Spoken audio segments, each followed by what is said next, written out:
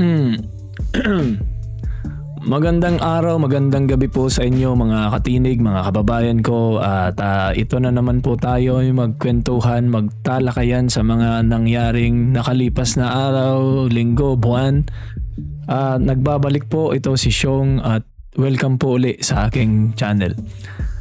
Pag-usapan po natin ngayon, talakayin at himay-himayin sa ating payak na kayahan na hindi naman po tayo ganun ka-eksperto, pero gagawin po natin ang ating makakaya para lang mailabas natin ang ating mga salubin. Hindi po natin pwedeng kimkimin na lang yung ating mga hinaing at mga obserbasyon sa kawalang hiyaan na nangyayari ngayon sa ating bansa ng mga walang hiyang kongresista, senador at kung sino-sino pa, lalo na yung mga nandyan sa mga Malacanang, sa palasyo ng Malacanang, na nagpapakasasa sa pera ng taong bayan at hindi nila pera yan. Yun po lagi ang ating tatandaan mga kababayan. Yung mga naghaharing uri dyan sa kanilang distrito na kung isipin, tingnan at mag-akto sila ay parang mga hari sa kanilang mga distrito, lugar na kung saan sila ay mga niluklok lang po ng tao na mga kababayan natin na sad to say unfortunately ay mga mayroon ding kasalanan kung bakit nagkakaganyan-ganyan, nagkakawarak-warak, nawawalang hiya, binababoy ng mga walang hiyang politikong yan na ginawang business, ginawang hanap buhay, gatasan, milking cow ang ating bayan. Yung treasury ng ating bayan ay ginawa nilang, anong tawag mo dyan, di parausan. Iba yun eh. Gatasan, milking cow, gold mine. Kung baga, minahan nila ng gintong perang kinukuha nila sa ating kaban ng bayan. Lalong-lalo na yung naghaharing uring sinasabing weak na presidente ngayon ng administrasyong di mo mawari kung saan patungo, road to perdition maybe. Doon pa patungo yan, ang bangag na hayop na yan. Oo. Sinong hindi sasang-ayon sa akin? Siyempre, yung hindi sasang-ayon sa sinasabi ko, yung mga loyalista, yung mga zombie, nabayaran na troll, na vlogger ng mga walang hiyang yan, at yung mga nakikinabang, nagbibenepisyo dyan sa kasalukuyang administrasyon ni Bangag. Laging Bangag ang tawag na yun kasi Bangag yan eh. Di ba? Hindi natin pwedeng hindi ulit-ulitin yan at isaksak yan sa mga tenga at pandinig ng mga taong makakarinig sa atin. Sa ating maliit na tinig ay sige lang, laban lang tayo at hanggang marinig at maging ganap na sigaw, hiyaw ang ating mga tinig na yan. Magiging alingaw-ngaw tayo sa mga magagaling na vlogger dyan ngayon sa Pilipinas. Hindi ko na iisa-isahin pero nakikinig at inihimay natin yung mga diskurso at eksplanasyon nila sa mga pangyayari ngayon sa bansang Pilipinas. So ngayon, balik tanaw tayo ng konti dyan sa nangyari kay Undersecretary Cabral na kung saan ay noon ay nung sumalang yan, kung maalala nyo, sumalang yan sa Blue Ribbon investigation ni Marcoleta, ay talagang ginisan na yun. Kung maalala nyo nga ay talagang question yan si Cabral kung bakit kinestyon yan ni Marcoleta, ni Senator na napagaling nating senador, kung bakit hindi nila na-detect o na-trace yung corruption. Kompleto naman sila at nasabi pa nga ilang beses pinatunayan, pronouncement ng ilang mga personalidad dyan na itong si Cabral, yung nagyuyuma-yumao lang, nagpapatay-patayan lang siguro, o baka ay ewan natin ha, baka buhay na buhay at nagpapakasasa sa kinulimbat niyang pera. Imposibleng sa ilang taon na yung lahat ng nagbenepisyo sa formulang ginawa niya ay hindi siya makikinabang, salungat sa sinasabi ng kanyang abogado na hanggang ngayon pinagtatanggol siya. So itong si Cabral na to, gumawa daw ito ng algorithmic formula na let's give her the benefits of the doubt na talagang maganda yung intention o ginamit niya yung talino niya. Ang problema lang, overridden ito ng mga naghaharing uri dyan sa Kongreso. Na meaning to say, it consists with the Senado at yung House of Representatives with the highlight of the word Tibbs. We will not call it House of Representatives. We call it House of Representatives. Yung mga magnanakaw na walang hiya dyan sa kamera. Yung mga akala mo yung mga haina. Alam niyo po yung mga haina, yung mga hayop na durubo kung umatake kasi marami sila. Matatapang sila pag marami. Pag nag-iisa na yung mga hinang yan, takot, bahag ang buntot yan. Laging nga yung, walang buntot kasi yun eh. Pero bahag talaga ang buntot ng mga hayop na walang hiyang yan. Pero dahil marami sila, kaya hanggang ngayon, akala nila untouchable sila at mga walang hiya talaga, ang kakapal ng mukhang mga hayop na yan. Bakit? Siyempre may backup yung mga hayop na yan na walang hiyang yan. Ang sinong backup niyan? Sino? Walang iba kundi si Tamba, si Bonjing. Ang sabi nga ni Aimee, Bonjing na mabantot na batang Bonjing. Bantot, bakit? Tumalingasaw yung korupsyon niya. Siya ang nasa likod, isa sa mga utak dyan sa korupsyon na nangyaring kabalbalan, kawalang hiyang, kababuyang ginawa sa ating bansa. Ngayong administrasyon ng kanyang pinsang buo na si Bangag. Bangag. Oh, di ba? So ngayon, maliban dyan sa dalawang magpinsan na yan, marami pang backup yan. Kaya ganyan kalalakas. Ganyan kalalakas yung mga pwersa at loob, kumpiyansa ng mga walang hiyang yan. Mapababae, lalaki, hindi lahat ng mga kongresista dyan ay walang hiya. Mayroon din mga ilan-ilan. Yung mga nagsisisigaw, naglalabas, lumalaban at nagpapahayag ng kanilang pagkadismaya sa mga nangyari at mga mangyayari pa, kasi lalo na ngayon pinirmahan na yung another ang sabi nila people-centered budget daw. Ang hayop ng tinamaan ka ng lente. Let's say maybe the appropriate word to say that, to describe that budget is not people-centered, pocket-centered. Kasi diretso yan sigurado sa bulsa ng mga walang hiya. Yung mga walang hiyang kongresistang nandiyan na kakapal ng mukha, hindi mo malaman saan humihiram ng kapal ng mukha o mga walang mukha yan. Kaya hindi na tinatamaan ng hiya.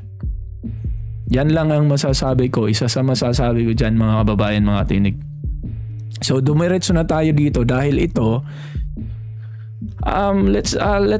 let me play as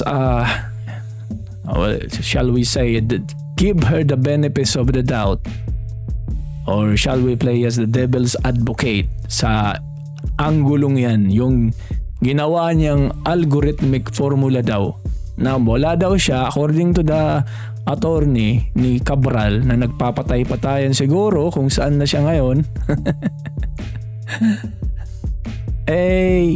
Malinis daw ang intensyon at makakatulong pa nga daw yung algorithmic formula na yun para sana maibsan, mawalan ng chance yung mga posibleng korupsyon. Pero nga inoverride ng mga naghaharing uri ng leadership, kung walang iba kundi ang tinutukoy doon ng attorney yan ay si Tambaloslos at yung mga kasapakat niya, lalo na yung pinsan niyang nandyan sa palasyo. Yan.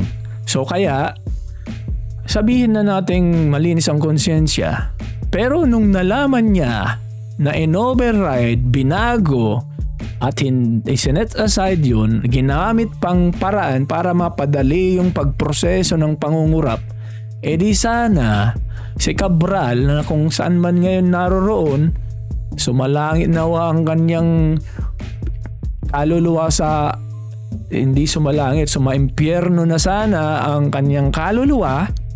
Totoo, dapat sumaimpyerno lahat ng kaluluwa ng mga walang hiyang yan. Lalo na yan, simulan mo doon sa pinakataktok ng Tatsolok, yung naghaharing uring anak ng diktador na Marcos na yan, na ilinuwanan ng bayan, isinukan na yan ng bayang Pilipinas noon, linamon, kinain pa ng mga nauto, nabudol na kababayan nating Pilipino. Unfortunately.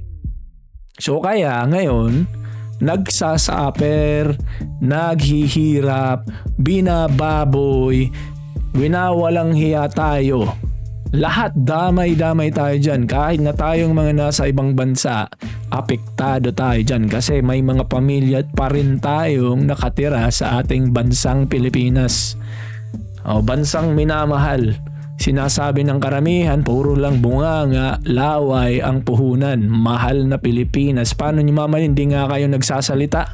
Yung mga hindi nagsasalita, complicit yun.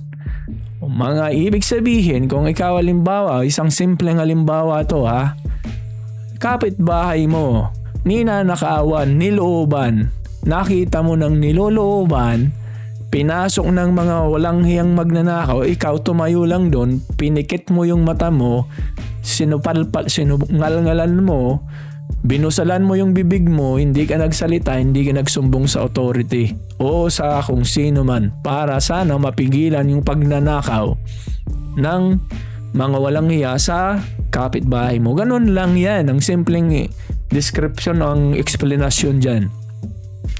So kayong mga tahimik dyan, lalo na yung mga ilinoklok sa pwesto, mga politiko, ilan lang ang dahilan dyan. Hindi kayo umimik, kinikim-kim nyo lang yung kung ano man ang wag nyong kimkimin, baka lumabas sa tumbong nyo yan, mabahong hangin yan. So kaya ang masasabi ko lang sa inyo, yung mga natahit-tahiba, yan si Richard Gomez, drop name natin yan. Kasi yan, mga tulad na ni Richard Gomez, yung gomang artistang yan, pag laos na, pumapasok sa pagka-politiko. Kasi pag laos na, matapos na yung flow ng pera dahil wala ng project sa pagiging artista, so papasok na yun sa mga politiko. Not all, hindi naman lahat, pero yan, isang example lang dyan. Wala nang pelikula, wala nang project, yun, papasok na bang politiko, and then mananahimik siya. Alam naman niya na marami ng katiwalian nangyayari, nasa loob siya eh. Di ba? Di ba ho? Dapat sana kung talagang matino at may pag-care siya sa bansang Pilipinas, dahil yun naman ang pinanumpaan nila, kaya nga sila nandyan eh, naging politiko para legislator pa sila. Gumagawa ng batas. Anong mga batas ang ginawa ninyo? Batas para mangurap? Para proteksyonan yung bawat isa sa inyo? Lalo na yung tambalos-los na at yung kapinsan niya. Dahil ba kayo'y busog na busog, takam na takam, hindi wala kayong kabusugan. Para kayong mga buwetre na nakakita sa 6 na taon na hindi yung mga walang hiyang yan nag-abstinence. Hindi nakagalaw ng buwelo dahil kay Pangulong Duterte. So nang mawala si Pangulong Duterte sa posisyon, akala mo'y nakabitaw na mga kalabaw na talagang takam na takam, mga baboy, mga buwetre, mga garapata, linta, mga parasite dyan na politikong ginawang gold mine, milking cow, gatasan. Ang pagiging politiko hindi para magserbisyo. Yan ang laman ng aking dibdib, ng aking isipan. Kaya ako ginagawa ko to ngayon hindi para magpasikat. No way. No. Para lang may labas natin ang ating mga kinikim. Hindi natin pwedeng kimkimin to eh. Lalo na kung passionate tayo sa pagiging makialam tayo. Dahil apektado tayo dyan. Yung mga nagsasabing wala akong pakialam dyan, walang pakialam kasi siguro komportable sa buhay nila. Ulitin ko na naman to kasi sinabi ko na to sa mga previous diskurso natin. Yung mga hindi nakikialam na yan, yung mga walang imik, either na takot, nakikinabang, o komportable sila sa buhay nila. Kuya lang siya, hayahay ang buhay nila kaya wala silang pakialam. Pero once na naapektuhan yung mga taong ganyang klaseng tao, for sure, 101% aaray yan at magsasalita yan at makikialam yan. Paputol kong hinilit ng daliri ko ng paat kamay. Mangyayari. Yan mga yan, lalo na yung mga kababayan nating Pilipino. Yung mga bayaran dyan, okay lang yan sa panahon ngayon. For the meantime, that's temporary. Pagka apektado na ang buhay nila, wala na silang natatanggap na bayad, wala na yan. Hindi na sila magiging manhid, magbubulag-bulagan, magpipipipipian, at sigurado lalabas din yan sa kalye. Dapat lang. Kailan, ano pang hihintayin nyo? Pag sagad na lugmok na kayo? Lugmok na ang ating bayan, ang ekonomiya ng ating bansa. Pagsadsad na, naghihingalo na. Simula pa nung panahon ng kanyang amang diktador at ang walang hiya niyang ina, na akala mo pag-aari nila yung kaban ng bayan na kung mag-rampantly buying luxurious, may tinagurian nga yan na the most corrupt family of the history sa bansang Pilipinas. Nasa Guinness Book of Record yan, pero binabura nila. Pero hindi na yun mawawala sa isipan ng tao. Yung mga taong mulat tulad natin, yung may mga lakas ng loob at paninindigan, yung mga hindi natatakot.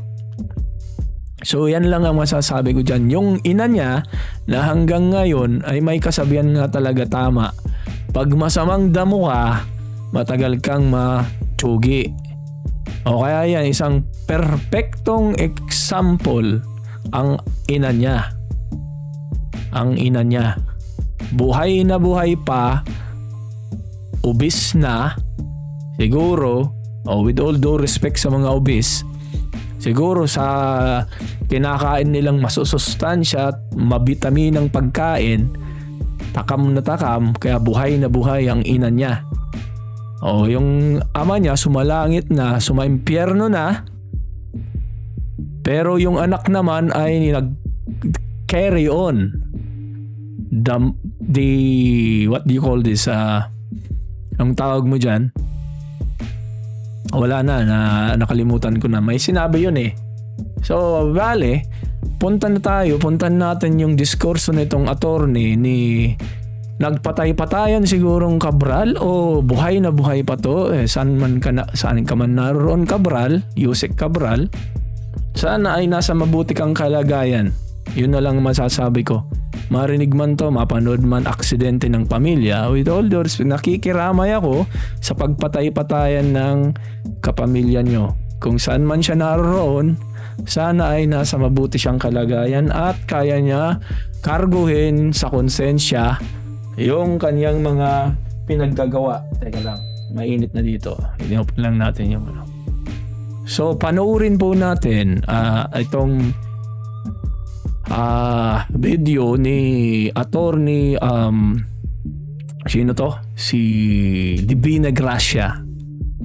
Medyo magaling naman, matalino, pero hindi lang ako sang-ayon sa pinagsasabi nito na wala raw kasalanan ang kanyang amo, yung nagbabayad sa kanya. Bayaran din to si attorney. I can say that because syempre binabayaran siya ni Cabral, so bayaran siya. Basically, that's a plain explanation, or this how we describe that party. Di ba? So ngayon, bago pa ang lahat, panoorin natin para makita natin yung pinagsasabi. At alam nyo, hindi lang yan si Cabral. Isa lang yan, isang aparato lang yan si Cabral, parte ng aparatos. Kung paano nila, lalo na siya ang gumawa daw ng algorithmic formula na yan. Formula, para silang mga pinagplanuhan talaga nila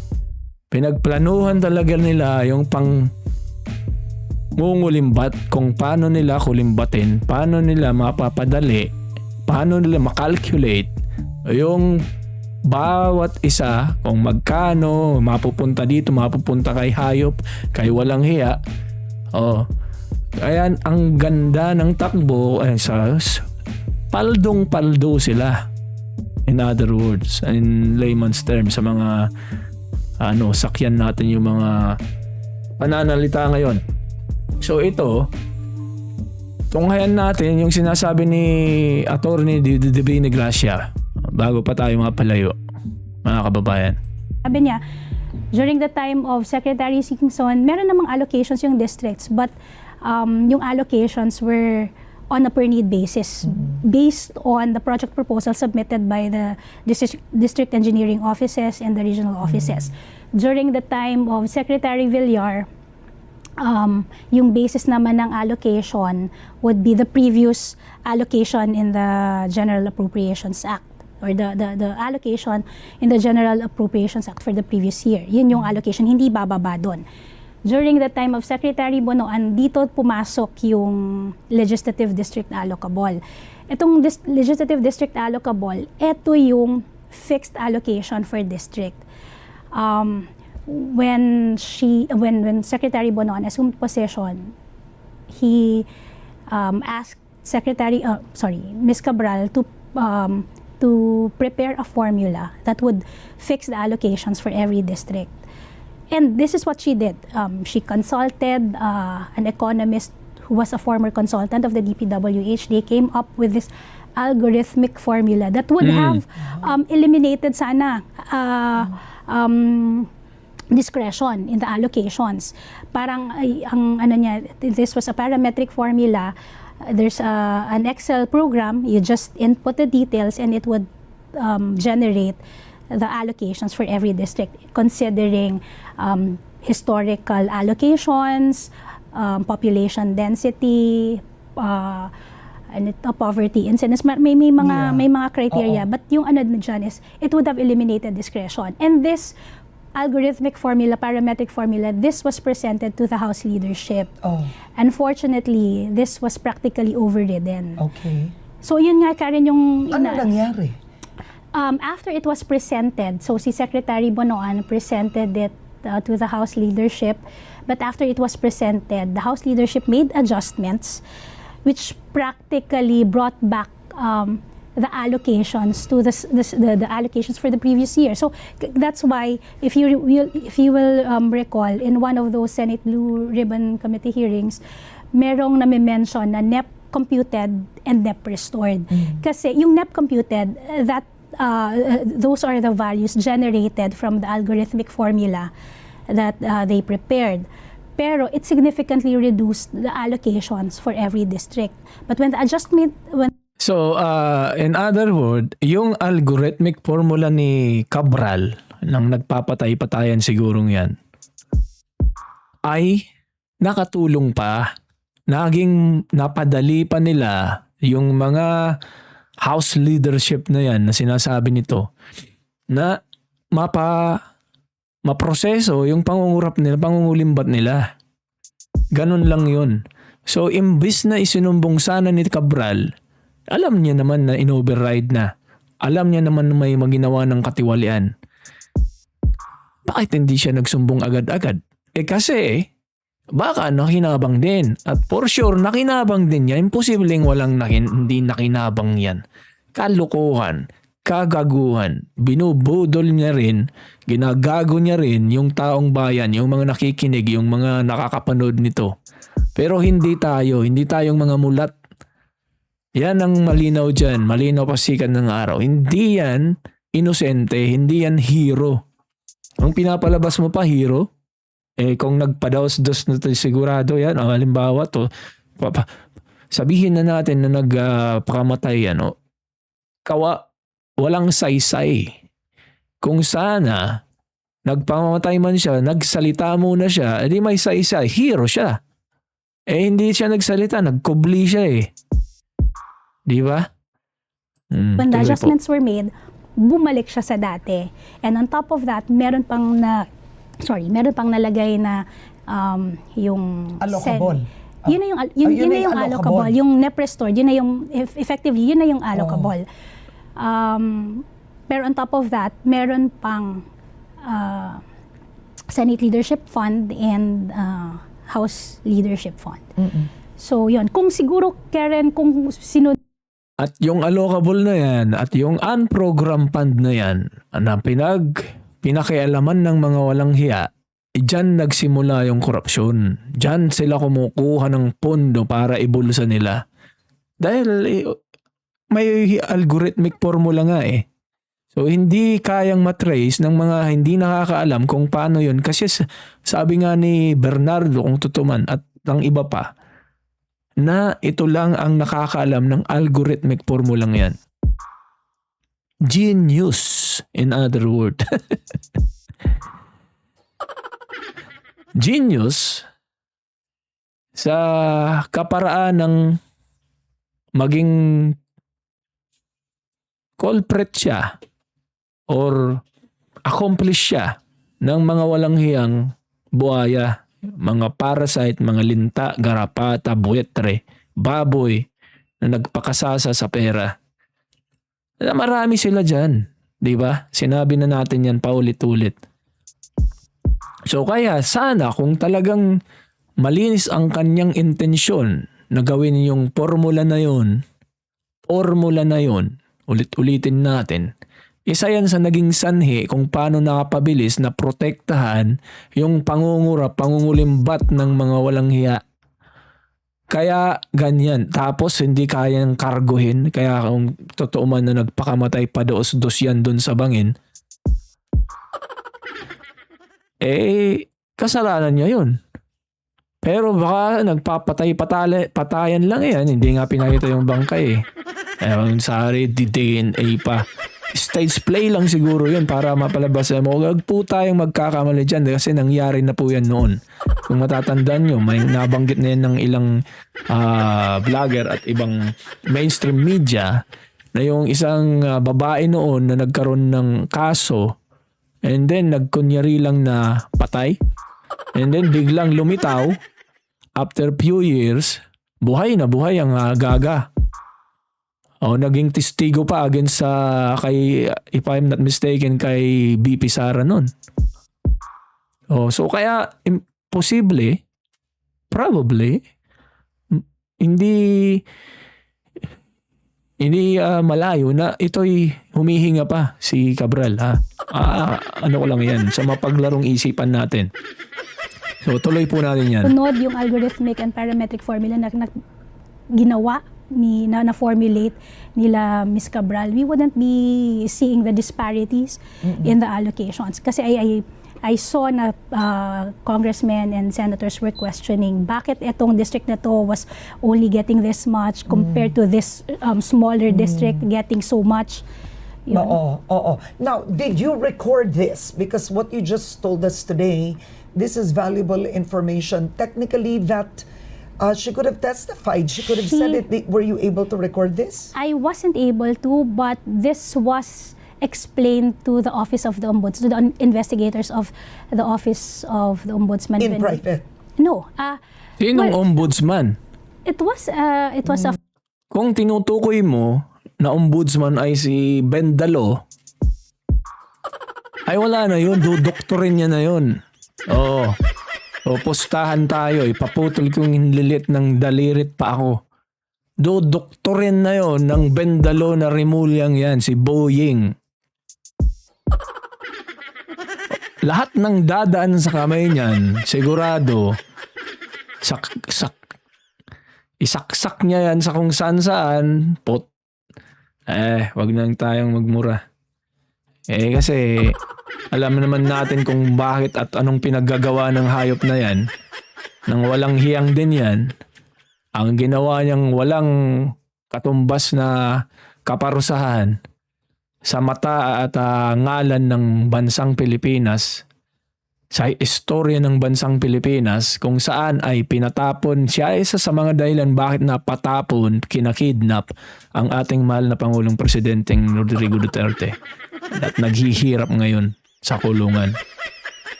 Tawanan natin lang yung gagang yan, yung gagang si Bendalo na yun, pero hindi natin pwedeng kalimutan fact-finding investigation. Dumalo kayo doon sa ombudsman na yun. Di sana linista mo para kung sakaling binago ni Bendalo Boying, may ebidensya kayo. Unless, nakasapakat din kayo. Hearing. So, based on your story, is it right to say that Secretary Bonoan, kasi yung kay Singson was need-based. Yung kay Villar was, ano yung sinabi niya? Based on the previous based on the allocations in the previous General Appropriations Act. So was Secretary Bonoan's request, number one, even if she tried to make a more systemic, method to it, was it the most generous one really for districts? I wouldn't say that. I'll just leave it at that. Na yun na yun. Yun na yung, those were the facts. Siyempre. As explained by Ms. Siyempre, playing shape ka rin. Lahat na lang kayo, play safe. Survival yan. Political survival, career survival. Siyempre, hindi mo pwedeng i-cross yun. Baka mapasama ang lagay mo, madamay ka pa. Wala kang paninindigan. Kung ako sa'yo, dahil isang beses lang naman namubuhay ang tao, unless na hindi ka tao, hindi sa kasi trabaho mo rin yan attorney ka. Pero kung may paninindigan kang attorney, tulad ni yung mga kilala nating attorney, si Attorney Vic Rodriguez, yan, mga malakas ang loob, may paninindigan, matatapang, maisog. Tinig, maisog. Panoorin po natin yan lagi kasi napakagaling na taong yan. So kaya, ikaw, lalo nang pinangalanan nyo po si Bunuan, yun dapat ang tuligsain, habulin. Bakit? Siya ang, kung baga isa sa utak dyan sa DPWH. Siya ang isa sa brain kung paano na proseso na isa katuparan yung pangungurap, pangungulimbat, yung mga makakating kamay ng mga walang hiyang yan. Na hindi mapigi, di makontento sa kanilang mga sahod, mga hayop na yan, walang hiyang yan, walang kabusugan sa pera. Ewan ko kung saan na pinaglalalagay yung mga pera niyan. Siguro yung mga nagbibili na ng condominium, doon sinasalpak yung mga limpak-limpak na salaping kinurakot nila. Yan lang yan. Cabral. So Tuloy po whatever tayo. conclusion you want to derive from that. Yeah. So yung hindi sinunod yung sinuggest nila, yung it was overridden, would it be then that technically it's the Speaker of the House, Oh, the yeah. Senate President, Sino in pa? effect members of Congress, that really decided on these allocations? Si Tambalos-Los. I could say that, but And then si Saldico, explanation, obviously. according to Ms. Cabral, the email containing these adjustments came from the office of Congressman Saldico, if I'm not mistaken. Dinidin nyo na naman si Saldico kasi yun ang scapegoat nyo, sacrificial lamb nyo. Noong si Saldico hindi pa nagsasalita ang hayop na yan, na walang hiya yan, na taga Bicol pa naman ang gagong yan, ay hindi nyo hinahabol, hindi nyo pinipressure. Sabi nga ni Saldico, we will look after you. Lumabas ka na ng bansa. Pero dahil iniipit na, wala nang ibang mapagbalingan yung mga tao, dahil alata naman siya yung isa sa pinakamay mataas na posisyon sa appropriation. Tapos, kung baga, pangalawa siya sa speaker, sa posisyon. Sanggang dikit ni Tambalos-Los. So, obviously, may kinalaman. Silang dalawa. So, mga bobot tanga na lang, nagtatanga-tanga, nagbubulag-bulagan, yung mga hindi maniniwala at patuloy pa rin yung pagtatanggol sa Tambalos-Los na yan at mga walang hiyang kongresista na nandyan ngayon sa Kamara. Ano ba? Kailan kayo magigising mga babayan? Korne na kung korne sa pandinig nyo. Unless na nakikinabang kayo, yung mga troll dyan, yung mga bayarang vlogger dyan, o yung mga tao dyan na nanaambagan, naaabunuhan, na uulanan ng pera ng mga walang hiyang kongresista. So si Bonoan, dapat usigin yan. Saan mang lupalop yan naroon. Ang tanda na yan, sa tanda na kinatandaan ni Bonoan, kung kailan tumanda, saka naggawa ng kabulastugan, kawalang hiyaan sa bansa. O sana ginawa niya na lang sa pamilya niya, wag na lang sa buong bansa. Dinama niya, maraming buhay ang nasalanta, naapektuhan, pag-aaring nawala. Yung nakakahirap doon, yung isiping yung mga hikahos na kababayan natin na naghirap, nagtipid para lang makaipon ng mga bagay na pag-aari ipundar nila sa buhay, and then binaha ng isang iglap na wala. Example, yung isang, halimbawa, yung nakita natin sa news, yung sasakyan na lubog. Ilang taon siguro yun, baka hindi pa nga bayad yung sakyan na yun. Tinamaan ng dilubyo dahil sa kawalang hiyaan pinaggagawa ng mga buwaya dyan. At mas mahirap dun kung yung buhay na yung nawala. Kaya sana, yan si Bonoan, yan si Cabral sumaimpyerno ng kaluluwa kung kang talagang patay na yan okay lang. At least nabawasan na yung mga walang hiya. Sana yung si Akop, naalala natin si Akop, okay na yun. Sumaimpyerno na rin ang kaluluwa ni Akop. Basta, sana sunod-sunod si Abante, sana sumunod na rin yan. Si Benny Abanteng bisyapan panghayop na yan. Walang hiya din yan. Nagpapaskil yan noon ng mga sasakyan niyang magagara.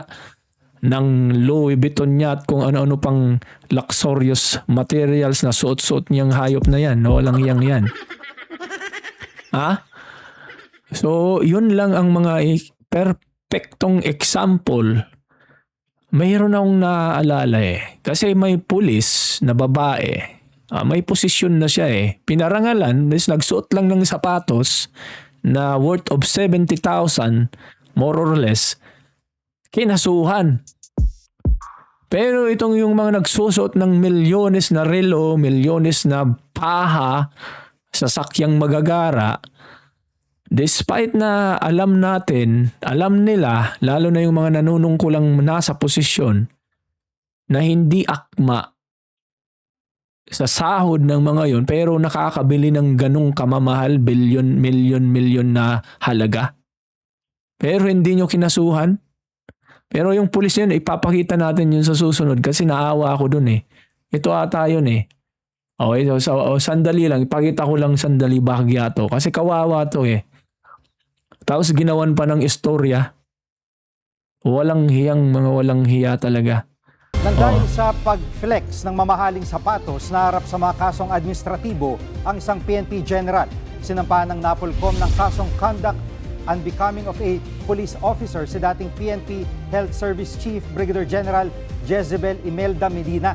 Dahil ito sa pagsusuot niya ng sapatos na nagkakalaga umano na mahigit 70,500 pesos o katumbas ng halos isang buwang sahod ng Brigadier General. Una na ring kinasuhan 70,000 lang yan ha. Take note. Pero yung mga hayop na walang hiya na kongresista dyan, representative at akala mo'y kung sino-sino na silang mga hari, naghari-harian sa kanilang mga distrito. Milyon-milyon ang halaga ng mga suot-suot. Hindi nyo makasuhan kahit i-ethics, kasuhan nyo lang sa ethics complaint. Pero ito, general na, may ranggo na, nagsuot lang siguro, siyempre, ipiplex mo naman yung general ka na eh. Kung ako naman, halimbawa, naghirap na ako sa buhay, you deserve naman na ipakita mo. Sa kanya rin yun eh. Bawal ba yun? Ha? O kumpara mo sa mga nagsusot ng mga milyones, kawawa tong babaeng to. less grave neglect of duty sa Medina. Bunsod naman ito ng hindi niya pagsumite ng psychiatric at psychological report ng isang QCPD patrolman at vlogger. Ang naturang pulis ang may post sa social media na tila nang-iengganyo ng pag-aaklas sa gobyerno. Ayun pala kasi.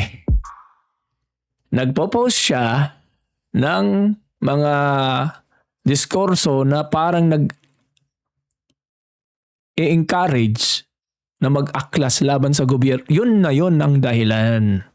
Malinaw pa sa sikat ng araw. Kinontra niya ang mga naghaharing uri ngayon dyan sa administrasyong mga siraulong adiktos. Kaya yan ang pinakapunot dulo dyan. Ba't yan ay kinasuhan? Hindi dahil dun sa sapatos na suot niya. Dahil nga ang paulit-ulit na ang sabihin, yung si Kimbo, yan si Benny Abanteng, Bishop Boy Dila na yan, ay milyon-milyon ang suot ng mga mamahaling sapatos, sakyan, kung ano-ano pa, bling-bling nila sa buhay. Hindi kinasuhan. Pero ito, dahil lang sigurado yan ang dahilan dyan, kaya kinasuhan, ginawan ng istorya, ganyan naman talaga sila eh.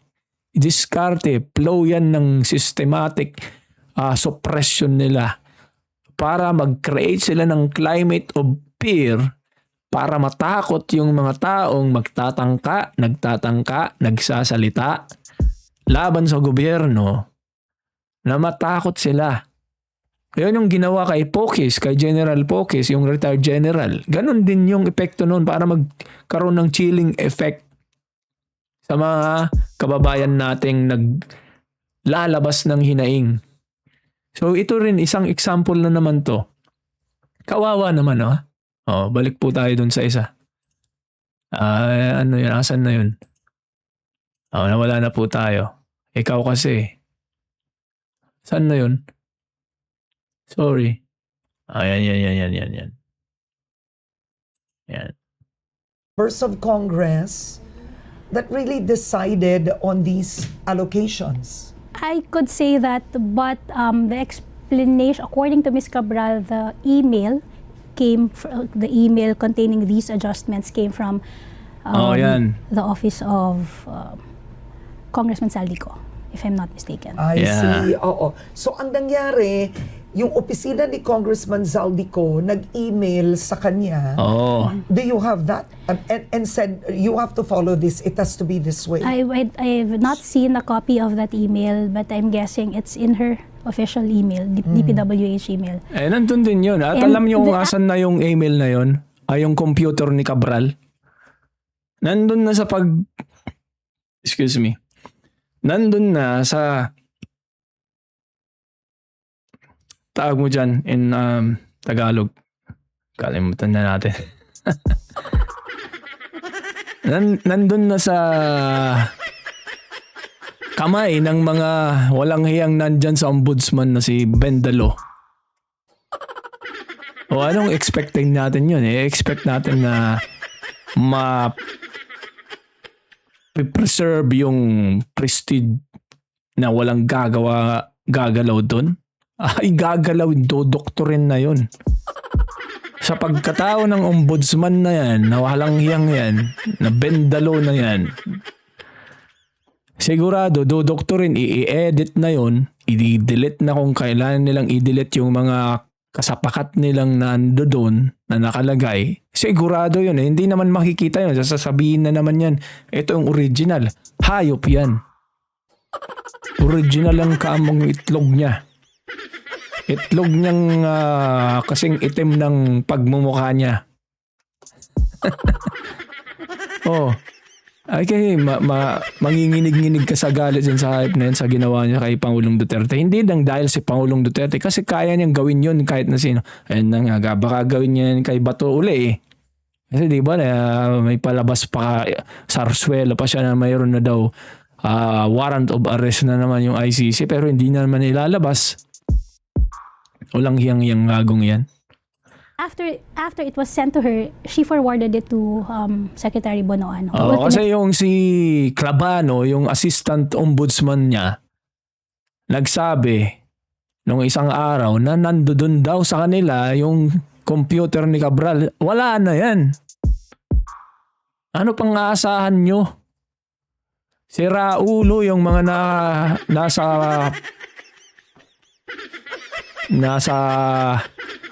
lugar, nasa posisyon. So sabihin na natin na 1% will be truth. Pero yung 99% sigurado kasinungalingan.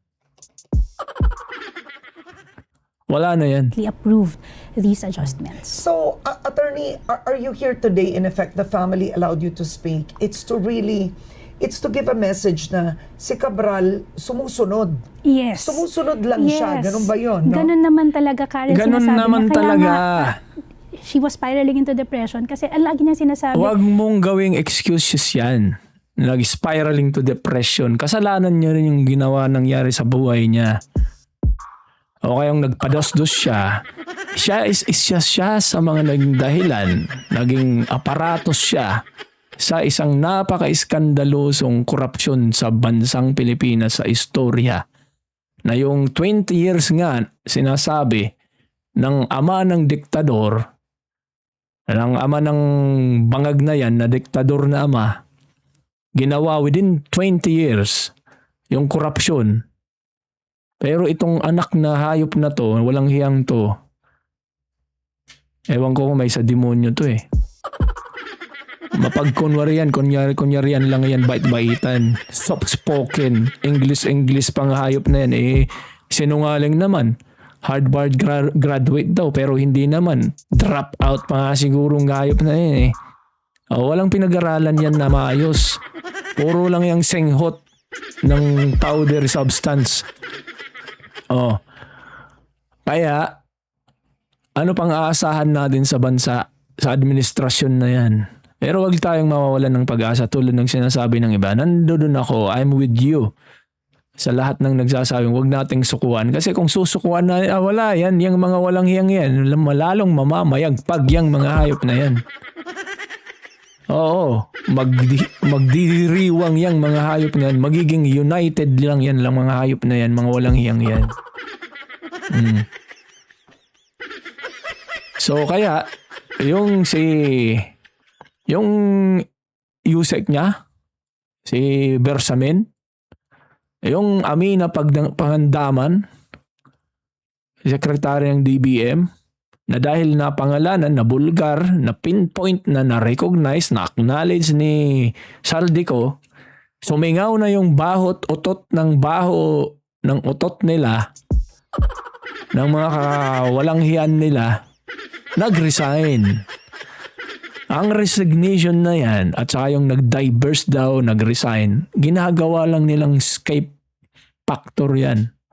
Paraan nila para kunyari hindi na makapokus yung spotlight sa kanila. Wala na sila eh. Kaya yan ang habulin ng mga tao. Dapat yan ang usigin. Isama nyo si Bonoan, si Pangandaman, si Bersamin, yung apo ni Bersamin, yung Trigib Ulaybar, yung Ponyong, sino ba yung Ponyong na yun? Nakalimutan ko yung apelyido. Basta yung dating Deputy Secretary, Deputy Secretary ni Tambalaslos, na biglang yaman, na kinasuhan na rin yan pero wala sa spotlight eh. Hindi na-highlight. Dapat yan pakuluin yan. Pakuluin nyo, pagulungin nyo yung mga ulo ng mga walang hiyang yan para matapos na, sunod-sunurin nyo na yan. Kung hindi man sila bawian ng buhay, tulad ng nangyari kay Akop o kay Cabral na baka patay-patayan lang yan, pagulungin nyo yung mga ulo ng mga hayop na yan, ng mga walang hiyang yan. Yan lang ang masasabi natin. Kasi hanggat hindi gumugulong ang mga hayop na yan, mga walang hiyang yan, walang katapusan ng korupsyon sa Pilipinas. Yun ang sabi ni Pangulong Duterte nun.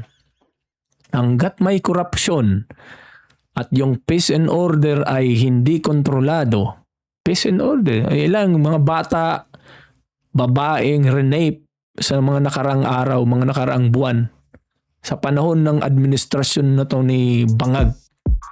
Ang daming sinalaula, binaboy ng mga bata, may mga pangarap din yun sa buhay. May papakita ako sa... hindi ko na maano pa yun. Basta, you believe it or not, I'm sure na napapanood nyo rin po yan, yung special mention natin, particularly yung batang 5 years old na nagkakaroling lang nung Christmas. Si Raul, yung dalawang adik na nakitang nagdodroga, pinagplanuhan, inabangan, siguro yung kawawang batang inosenteng walang kalaban-laban, renape na, pinatay pa. Kung si Pangulong Duterte lang ang presidente ngayon, yung dalawang yun, baka 6 feet under na yun. O baka Anyway, mga kababayan, mga katinig, at least nakapaglabas na naman tayo ng kim-kim nating galit sa sa skandaloso, walang hiya, mga walang konsensyang mga mambabatas ngayon dyan sa Pilipinas. At lagi lang tayong lalaban, huwag tayong susuko, kahit sa maliit na payak na kaparaanan natin, magsalita tayo. O mag-post tayo, lumaban tayo sa mga mapagkunwaring keyboard sa followers, mga trolls ng mga administrasyong siraulong Bangag na to. Kahit sa ganong mga paraan lang, at least kukontrahin natin yung posting nila. Kasi doon yun yung algorithm. Pag nakita rin yan, maraming kumukontra dito, ibig sabihin na napapatunayan na talagang mga bugos, mga mambubudol, mga siraulo lang ang nag-depend sa mga bangag na administrasyon na yan. So tuloy lang tayo, tuloy lang ang laban, mga katinig. At lalo tayong aabangan natin yung mga susunod pang pangyayari at hindi natin yan lulubayan yung mga walang hiyang yan. Pagka mga walang hiya, kurap, batikusin natin. Ha? Salamat po. Sa susunod uli. At magkita-kita po ulit tayo. Kung hindi pa po kayo nag-subscribe sa ating channel, ito si aking alagang ibon. Ayan, pagod na yan sa kaka-stretching niya sa ibabaw ni. Pansin niyo naman at mag-subscribe po kayo. Maraming salamat po.